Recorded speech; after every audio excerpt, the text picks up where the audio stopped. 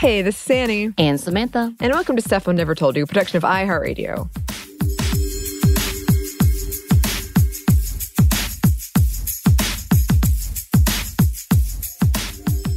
And here we are with our part 6 of our special The Last of Us, a mini-series where we recap and react to the HBO Max series, The Last of Us, based on the 2013 game, of which I am a huge fan. We are not the official podcast, and in fact, somebody texted me the other day and was like, I heard this on the podcast, and I was like, oh, really? I didn't know that. And they're like, oh, it's not your podcast. I was like, all right, well, thanks. But yes, we are not the official podcast, but we are one that I think has some good points and some good thoughts and some fun times. We have fun times. We do indeed. This is a mini-series. We are doing it 1 week after the most recent episode airs. So this is 1 week after episode 6. Which is called Kin. And there are 9 episodes of this series, so the final episode, probably, unless we do a 2-parter, which is possible, will be March 19th, because the finale of the show is March 12th. So after that, we will go back to our regularly scheduled programming / my happy hours, which have been moved all about for these Saturday episodes. Also, there will be spoilers for the first 6 episodes of the series. Samantha is my guardian and making sure I don't spoil the whole thing. And this one's going to be tough. This one's going to be tough. I'm gonna say, but I think we can do it. I think we can do it. We got this. We got this. Yeah. All right. Are you ready for my wonderful recap? Samantha gives the best recaps. I am so ready. Right. Yes. So again, because this is an HBO Max show, just as a reminder, content warning, there's violence and sadness and trauma all throughout, which is right up Annie's alley. That is what she loves. And yes, so if you haven't watched episode 6, pause, go watch, come back. Yes. Because my explanation is so good. Mm-hmm. It's like you're watching it as I'm speaking about it. I'm sure. Honestly. I'm sure. Okay, so we are back with Ellie and Joel, who all of a sudden we come into a picture of a cabin dude. Someone is walking with rabbits. There was a lot of conversation that happened, by the way, at our place about the rabbits. We're not going to tell you why, but there were conversations, just so you know. And then we walk in and you see the character's name is Florence, a Native woman who is just chilling in her chair while Joel is sitting next to her. Or does he sit? No, he comes out. Mm-hmm. He comes out with a gun. It is like a ruh-roh. And we find out that Joel's trying to get information, trying to figure out where they are exactly, because they need to find Tommy, and then trying to figure out, where's the closest area to any headquarters. What's going on, essentially. That's what he says. And we have this great banter, this low-key banter that's happening between Florence and the other characters, Marlon, who, by the way, we just discovered that they were together in an old 90s sitcom called Northern Exposure, which I remember. I did not watch, but I remember, because it was really big for 5 years. Apparently, this was like a mini reunion for the two of them, and I really feel like this is for those 90s adults who know, if you know, you know. Yes. And I also feel like there's low-key, like if anybody's going to survive an apocalypse, it's the indigenous people of this area. I think they're right, but whatever. So we have this fun banter that happens between the two of them. All of a sudden, he's like, she's got a gun, he's got a gun, and there's a girl. And then Ellie kind of like, hey, and then Joel's like, stay up there, and she comes down, and everybody's like, what's happening? But then they all have to sit down. Turns out that Florence made them soup. They were very hungry. They were very thankful. And the dude, Marlon's like, what? Why'd you make them soup? All great She says it was cold. It's cold. They're here. Why wouldn't I? He's like, why didn't you get the gun? She goes, because it's way over there. It's fine. So wonderful moment. And we do discover through this conversation that this area is kind of barren, not a lot of infected because it's pretty much just too far out, not enough civilization, not a lot of supplies, all of these things. They do say that it is the river of death. They call it, and the only thing they know is when people go out, they don't come back, and there are dead bodies everywhere. Don't go. He does give them the area they're at. He doesn't know a Tommy. They don't even know about fireflies. They think it's hilarious. They're like, there are people that are fireflies? Hilarious. There's firefly people. And so they go on together. Ellie steals a rabbit. And as they're in a cave together, trying to stay warm, she's like, man, I should have taken 2 rabbits, all these things. They have a whole conversation about he's going to be a sheep farmer. That's what he said, being jokey. He tries to get her to go to sleep. He said he's going to keep watch, but he, of course, falls asleep. And to only see that Ellie's awake and has the gun. She had taken the second shift. He's like, wake me up. She's like, you weren't awake. Of course I'm going to take the second shift. And he's like, well, next time wake me up because you can't be doing this. I have to take care of you. She's like, you then stay awake. End of story. So they move on. They shoot it off into the water to see if, like, towards the water, if anybody's going to come towards them. They think they're safe. They go to the second part. She's like, wait, what if this is a river of death? And then all of a sudden they are surrounded by pretty much cowboys. I'm just going with that. And they're like, oh no, what's happening? They've got a dog. This dog sniffs out the infected. So, scary moment. And during these times, by the way, Joel is having panic attacks. Yeah. This is fairly new. I did not see this in the video game. I guess you can't really play that in the video game, but we see this here. So he's having panic attacks. At this point, he's thinking, oh no, Ellie's going to get eaten. Oh no. But then everything turns out okay. She's having a good time with the dog. She loves dogs here. Anyway, moving on. And so then we see him talking to them, and they're like, what do you want? We'll let you pass if you do these things, or you need to move along. And then he's like, I'm trying to find Tommy. And then we see this woman come up, and we're like, uh-oh. And she's like, oh, how do you know Tommy? And then they go into this wonderful town. It's very Western looking. It has all electricity and supplies and children and happiness. It's kind of odd. And we find out that Tommy is there. Holy crap. And the person who led them is a woman named Maria. We don't know the significance, but she seems to know Joel. Here they take Ellie to get cleaned up while Joel sits and talks to Tommy and Maria. We also discover that Maria is his wife. And because Joel is Joel, he can't be happy for anybody. And Ellie is like, well, congratulations. And here she's like, tell them congratulations. And of course, he does the voice of congratulations. And that's how we move on. And then we see that the children of this town is finding Ellie odd because she is very loud, outspoken, and cursing and all these things. And they're like, what? Who are you? They are very intrigued. And they have to explain. Maria explains that the kids aren't used to kids like you. And that's how we leave it. There might have been a cameo by someone that I didn't realize was there, but maybe. We're moving on. There we go on to see that Tommy and Joel go to a bar to have a conversation while Ellie is being cleaned up, takes a shower, gets some new clothes.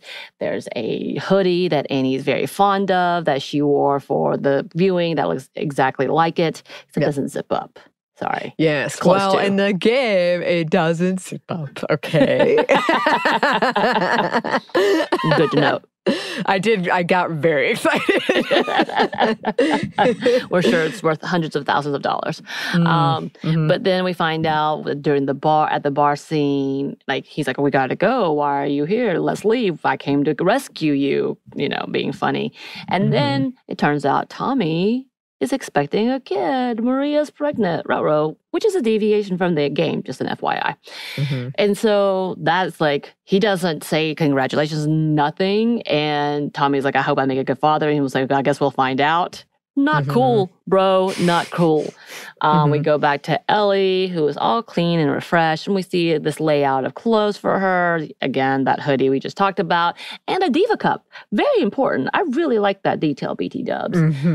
She comes downstairs, and this is Tommy and Maria's place, and we see a little shrine with the names Sarah and Kevin. And if you know that Sarah is Joel's kid, and so Tommy obviously put that there. And we find out that Kevin is Maria's kid who had died. At this point, she kind of has a banter moment with Ellie, which Ellie's like, thanks for the weird gift, the diva cup. And she's like, you'll want it someday. It's a good gift. Gives her a nice purple thick jacket. Apparently, Ellie doesn't like purple. I don't know. She just is very purple. And then she talks about Kevin being Maria's son, and then mourning. And then Maria kind of does talk about Sarah to her, to Ellie, because Ellie had no idea. She didn't even know who she was, that he even had a kid. So she gets that information. She gets a haircut as well. Find out that Maria was an attorney once upon a time, but she really liked cutting hair. All of these things. And then it was, made a conversation about alluding to Joel's past not being great. But Ellie's like, I know. Don't worry about it. I can take care of myself. And then she takes her to the movie. So we're guessing at this point in time, the QZ probably didn't have all of those types of things. So this was neat to see. Whatever movie was playing, though, sounded really awful. I don't know. By the way, if you're watching in this theater scene, there's a girl that she sits next to was the one that was giving her weird looks or was watching her closely and was weirded out by at the beginning and when she first comes in. You need to note her. Can I say that? Okay. And so at this point in time, Tommy's trying to find Joel because Joel, of course, disappears because Joel is Joel, being sad murder dad. And Joel is in, I guess, what's a shoe repair place, trying to repair his boots, but Tommy comes and gives him a new pair, and he's like, I got you this. And they have a real upfront conversation. And here we find Joel freaking out, thinking that he's pretty much getting too old, afraid that he's going to get her killed, and afraid that he's going to see another child die who he regards and loves dearly. So he's trying to get Tommy to go and take Ellie after Joel reveals that she is immune, tells him everything that happened in the past and all these things and how important it is. And then finally admits that Tess died. But by the way, at the very beginning, Tommy's like, how's Tess? And of course, Joel is like, oh, she's fine. What the hell? And moving on. And so it is decided that Tommy will take her to the hospital, to the Fireflies.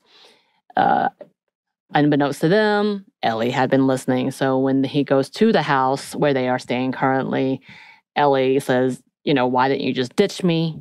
And this scene plays out, which we do see this line by line, I believe, in the game, in which she's just like, I didn't trust anyone. You're the only one. I've lost so many people. And he's like, you don't know loss. Stop talking about Sarah. And he's wrong, by the way. He's wrong.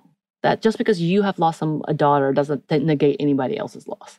Just go ahead and put that out there. So he's like, I don't want to, put you in danger. This is for you. And then when he gets mad, he pushes her away and walks out. And she's sad. And by the way, that diary scene does happen also in the game because she's like, oh, that's all they're worried about is boys and matching clothes. That's so odd. And so we come into the morning. She's sitting waiting. Tommy comes to get her. They go for the horses. Joel was sitting there with the horse. He's like, well, I was trying to steal a horse, in which Tommy's like, we would have given you a horse. But, Joel is Joel. And so he's like, I've been sitting here for 30 minutes. And she's like, what does that mean? He's like, I'm going to give you a choice. And she's like, yeah, let's go. Me and you. So they hop on. They ride off the horse together. And I believe they talked about a baby horse. That's Shimmer. Shimmer, yeah. Shimmer sticks around, y'all. Just in case you need to know. All these animals are not really important, but they are they use these names. Important. Well, I mean, it could have been anything. If they had diverted from those, it wouldn't have been a big deal. But they're holding close to the game by putting these even animal as the actual ones. So anyway, and we move on and they're riding and they get to the hospital. But in between this, they're having a lot of interactions. He tries to teach her how to use the gun, talks about what he really wants in the future and not being a sheep herding farmer. Yeah. So it was really sweet. You see them really getting close at this point. And then we come to the hospital. There's no guards. They go in and we see him pick up a note, which finally, that's in the game. He picks up the notes to show that they had all left. They'd abandoned very quickly because something had happened. And so also she sees animals like monkeys, which is that's a thing, which we've all had the debate about can the animals be infected? I guess not. Moving on. And they hear noises, more monkeys, and then they look outside and realize, raiders. So they try to sneak away, even though I think their horse has already been spotted. But as they do, someone comes running to attack Joel. They get into a fight. Joel breaks his neck, real gruesome, turns around, and oh my God, he's been stabbed. we see the knife. Apparently he didn't feel it. And then the rest of the crew come out running. They get in the horse to run away. She fires some shots. They think they got away. And the last thing we see is Joel falling off the horse, in which she's begging him that she doesn't know what she's going to do alone. She can't survive alone. And for him to open his eyes in the story. Yeah. And Annie's crying a lot at this point. It was funny because, again, we watched these together and I got the question beforehand, like, what's the cry scale? And I was like, well, I feel like it was going to count. It was going to depend on how much they leaned into their, what I called the come to Jesus moment, which, by the way, Samantha knows. I was very annoying about it, but I called what was going to happen in this episode. I've gotten a few texts since then telling me she called it. I definitely called it.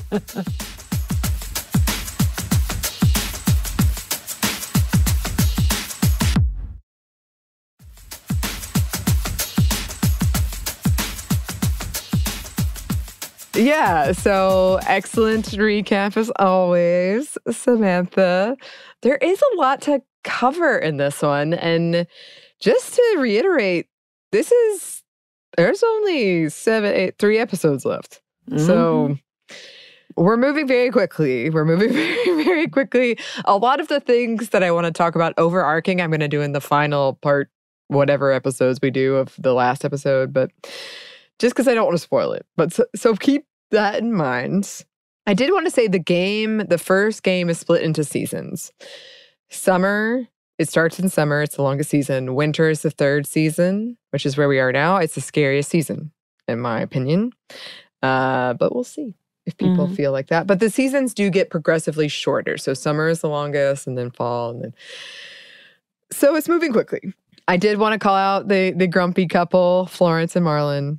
They were excellent. Amazing. Yes. And I saw so many headlines. So the next day I woke up really early and I was just like reading headlines about that episode. And so many were like, I would just watch a whole show that was just them.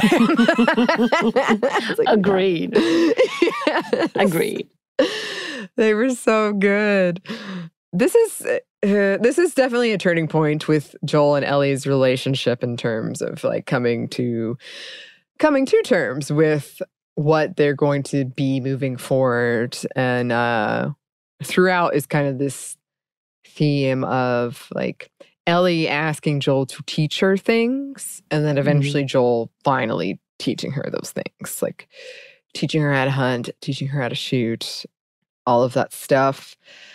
Certainly, Jackson was cool to see. A place that works, as Ellie says, a place that works. And Maria is one of my very favorites. She's played by Rutina Wilson in this from True Blood. Yes, we were very excited to see her because she's been in several successful shows since then, but we always love an icon coming back. So having her being a part of this show, which I did not expect. I knew about Nick Offerman and Melanie from Yellow Jacket, but I did not know that Rutina was going to be on this. I am very excited to see her, and I will fight anyone who does not like her as Maria. She was amazing. And yeah, in the show, she's like kind of like Sarah, very white, blonde, blue-eyed. So this was a nice change of pace. And like, she did an excellent job. And Maria is one of my very favorites. And she is another example of women in this game series, in the show, being a leader, like continuing to be these leaders. Even though she says, like, you know, we're democratically elected, which they are in Jackson, she is like a very driving force. Right. And she's very, very respected in Jackson. And you do get a lot more of her backstory than you do in the game, like being the lawyer, the attorney, having a kid, all of those things. And it's kind of interesting because in the game, the game kind of plays out differently with how the whole, like, I'm giving you Ellie, Tommy, please take her. Wherein, like, he convinces Tommy, like, oh, you have to take her. You care about this stuff. I don't. We're going to talk more about the changes they made with Joel's character in a second. But, like, And then Maria yelling at Joel, like, if he dies, then it's on you. Again, there's no childs. That was a introduction. Like, Maria being pregnant was new for the show. I also thought it was really interesting that they included, like, be careful who you put your faith in. That was Maria's, like, advice to Ellie after they sort of had this contentious a conversation about Joel. And she doesn't trust Joel with Tommy. That, like, in the game she doesn't, in the show she doesn't. She knows about the past that they had. And it's not that she's in any way, like, cruel. She just doesn't trust him. She doesn't trust him.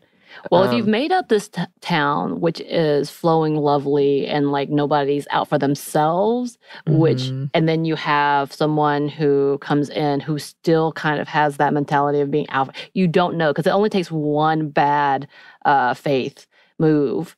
And if he takes something from somebody, if he destroys something, or if he lets, those things can really disrupt. So you're bringing in someone who has a reputation for doing whatever he needs to do to survive versus helping a community survive, I would be wary too. Yeah, and it's not easy to make a place like this in this apocalypse. And we'll also talk about this more in a second, but like we get kind of a glimpse of Joel and Tommy's past, and it's not pretty. And I think that she's, heard these conversations with her husband about what went down, and is just kind of being cautious with Ellie. Like, hey, maybe, just have questions. Just be a little wary about this. Also, yeah, the Diva Cup. I cannot tell you how many articles I was reading, giggling in my room, your room that I was staying in, and about what is a Diva Cup, because like CNN wrote a whole article like, are you confused about what that item was? Here's what it is. And I was like, wow. Oh my gosh. Yep. And I love that because, our listeners, y'all know exactly what it is. We've talked about it for years. It's been around for years. And I was like, that would be the smart way to go for that type of emergency. And I'm really glad for the first time we see it being addressed instead of just being like, everything's fine. Women's bodies don't work like that. Stop it. Well, I love that they did it. They did it in a, like, even with the tampons in episode 3, they did it in a way where Ellie has like no shame about it. Right.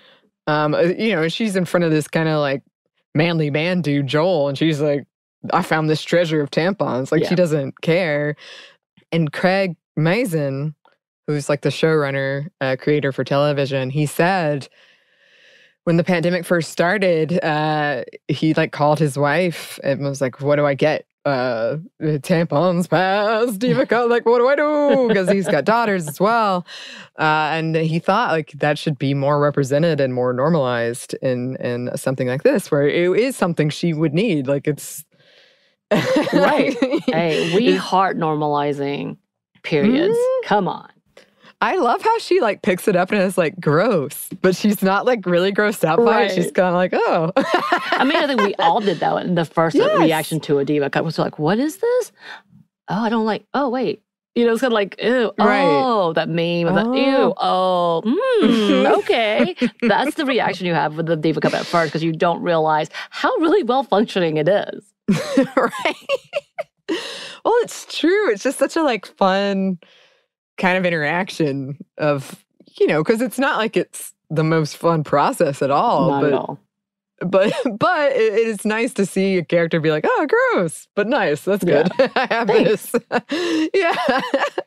And I also read that they made the font that said menstrual solution on the front of it larger so that people could read it. I love it. And yeah, Craig Mazin said, we do this all the time in shows with things like guns, where we never explain how to load them, or we never explain how to do that. Why do we have to explain what a Diva Cup is to people? Right. Which I love. Yeah. Okay. Then I'm just going to run through some quick things. And if you've like played the games or looked up spoilers, then you'll know what I'm talking about. But if you haven't, then just keep it in the back of your head or forget it. I don't know. Yeah, you can forget it because it doesn't come around. It's not important. It's just asterisks. Because there were a lot of Easter eggs in this one. This was a like Easter egg packed episode. Dina Oh my goodness. I was so excited the next day. I was like, that's the first thing I said to you, I think, the next morning. It's true. Shimmer the horse, the jacket, oh, the hoodie, and then the ranch with sheep. And also Joel saying, like, actually, I'd like to be a musician. Yes. Because in the first episode we did, I was like, the guitar. The guitar, yes. I guess we don't have too many flashbacks of him happy times. We just have the one of like how it began. Right. So, yeah. Yeah. Well, this brings us to kind of the changes they've made with Joel's character in the show, which I get why they made them. And I'll have my thoughts in the final episode, maybe. Or maybe the next one. Who knows? But they've made him softer. He is not nearly as soft or as open with his emotions, which some of you listening who've never played the game might be like, what? Yeah, we never see him cry. No. And that scene where he's like in front of Tommy and crying, no, never in a million years would that have happened in the game. We see him have regrets, yes, but never crying. Yes. And even that which we'll talk about in a second because it's like famous, but their big blowout with Ellie and Joel, that he's much harsher in that in the game. But he doesn't have panic attacks in the game. I will say they do have a really good, which if you don't care about spoilers, we've talked about in past episodes about The Last of Us, they do have a really good depiction of trauma in these games. But like this whole fear of failure, his kind of freezing up, his like fear that his heart will stop. They don't really explore that in his character. He is, like the trauma is always apparent. It's just he deals with it in the very cut off way of I will not befriend you, child. Or right. Right. A very sad murder dad. Right. Sad murder dad. I feel like too, as the relationship developed in the game, you don't really see that flip as easily. It just like you see the flip in the show. We saw the flip. Of course, it always happens at the most inopportune time. You're getting too comfortable, audience. This is not going to end well. And we just saw that with the ending on this episode, which is what made you cry. But like all of those things, like that, we don't see that. I don't feel like I built that up in the game. Maybe it was just because I was watching it as a game, but it didn't feel like that. There was a huge, like, big moment. It just kind of gradually happens. And we don't notice it until, like, when he gets protective. Right. Right. So in the game, which if you care about spoilers in the game, this isn't much different. But if you care about them, now's the time to go. In the game, he kind of like, Ellie and Joel have their big fight. She runs away, which she didn't do in the show. She runs away. Tommy and Joel have to go find her. They have their whole fight. And it's not resolved. And then Joel just kind of decides, like, he just is kind of like, okay, I'll take her. You know what? Your wife scares me. I'll take her. That's what he says. But there's not that big, like, moment or confession from him at all. It just sort of happens. Something else that I noticed, and we've talked about this in previous episodes too, they've definitely made it more realistic in terms of like the effects your body would feel living in this world, and especially as you get older. And Joel certainly has some internalized ableism because he was talking about like, you know, if I had just been able to hear this person, but I'm deaf, if I could have just moved faster, but I'm old, I'm weak, he says, all I've ever done is fail. Kind of this like really, this thing hanging over him that he's not good enough to protect this person. And he doesn't do this in the game either, but he kind of has a moment where he's like, if I fail Ellie, like this is it. She's like the possible cure for humankind. So this is a huge deal and I need someone else who is better than me to take it on. Like he's like feeling that weight. You also see a lot of kind of the ghost of Sarah, the specter of Sarah, his daughter, hanging over this whole thing. Like there's a flashback where he thinks, it's not really a flashback, but he thinks he sees Sarah as an adult with a child of her own. And it's like, oh, that's what I could have had. You see him kind of lying about Tess when him and Tommy have their confrontation about like what Joel did to protect Tommy. Tommy says, life stopped for you. It doesn't have to stop for me. And kind of referencing the watch, which stopped and he still wears when Sarah got shot and died. You do have Ellie learning about Sarah for the first time. In the game, it's a photograph she finds. And him just being totally unwilling to talk to her about it, not wanting to deal with it.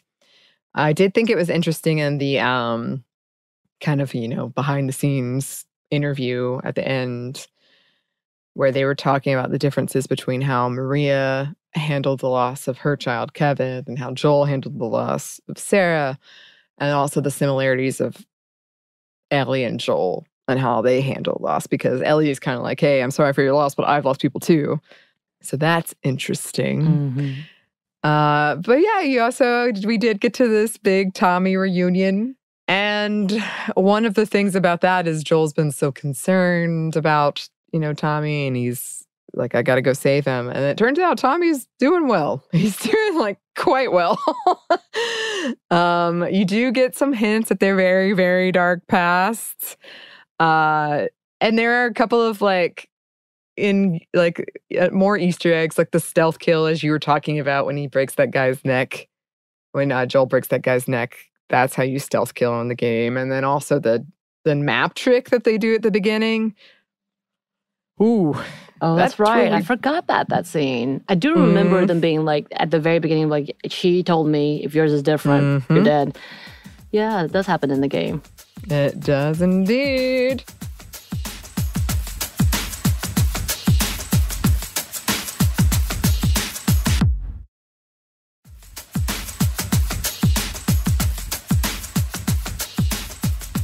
And then, yes, the come to Jesus moment. Like throughout this episode, as I said, like you see kind of Ellie being like, hey, if she says, if you're dead, I'm to Joel. And then they have this huge fight, which kind of cracked me up. But in the post-interview thing, they were saying it's the most famous scene in the game. I guess so. I mean, it stuck with me. Yeah. But it is almost exactly, like you can watch a side-by-side, like the game. But where Ellie's like essentially like, admit you wanted to leave me this whole time. You wanted to ditch me this whole time. I'm not Sarah. Like, if you can say anything you want, but you're the only one who hasn't left me. And if you do, I'm just going to be more afraid. Like, don't say it's better for me. I will say, if you get a chance, you should look at the posters and stuff in the room she's in, because it's the room of like a teenage girl before the pandemic. And there's like a list of hottest boys and like all these posters from things. But in the game, you see Ellie constantly confused about things like that, where she finds this like modeling poster and she's like, why did women feel like they had to be so thin? That doesn't make sense. I would give anything to have like food and not be worried about this. The vampire romance movies she doesn't get. So that was kind of a fun little nod to that. In the after the show thing, Craig Mazin said, like, Joel makes Ellie feel less afraid, but she makes him feel more afraid because it's something you can lose that he's experienced before. And we also get to see Ellie's fear of ending up alone, which is her greatest fear, kind of playing out. I did think it was interesting because when Joel's like, you deserve a choice, like, I think you'd be better off with Tommy, but if you want to go with me, and she's immediately like, yes, let's go. That wasn't in the game either. He just kind of was like, get on the horse. Right. We're going together. And then, you do get to see kind of this montage of them bonding, of him teaching her things, of him opening up finally about like, actually, I'd rather be a singer if I can be anything. He even smiled at one point. Whoa.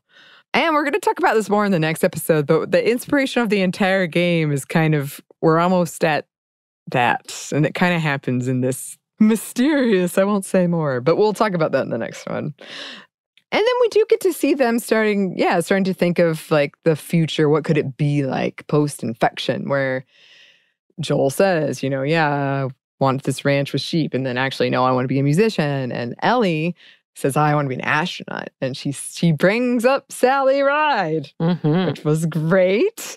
And she is super into space in the game. And Sarah was also really into that stuff. So there's that. Also, the sad song that's playing at the end was the Depeche Mode song, I'm Taking a Ride with My Best Friend. I don't think it's called that, but you know what I'm talking about. From the first episode, but they did it again, and it was Craig Mazin's daughter. And he was like, I felt like it would be appropriate because the lyrics are kind of like, I hope he never lets me down again. And it's the daughter singing it this time. And it's, Also, there was definitely a nod to Linda Ronstadt's A Long, Long Time. When Tommy and Joel reunite. Have I watched this episode like 8 times? Yes, I have. I did want to say, I don't think I'm going to go into this too much in this one, but I do want to come back to this because I feel like I was very interested in what would happen in terms of the fandoms between the gamers and people who hadn't played the game, who were just watching the show. And I'm starting to see it play out. So I do want to revisit that. It was going to be a movie by Sam Raimi. I don't know if I ever said that. That's disturbing. Yeah. Well, and Neil Druckmann, the creator of the game, was like, no. But I just think that's interesting given some of the conversations that are playing out right now. Also, I've seen a lot of articles written about parasocial relationships about this. We are going to come back and talk about that. It is interesting, but that's for a later time.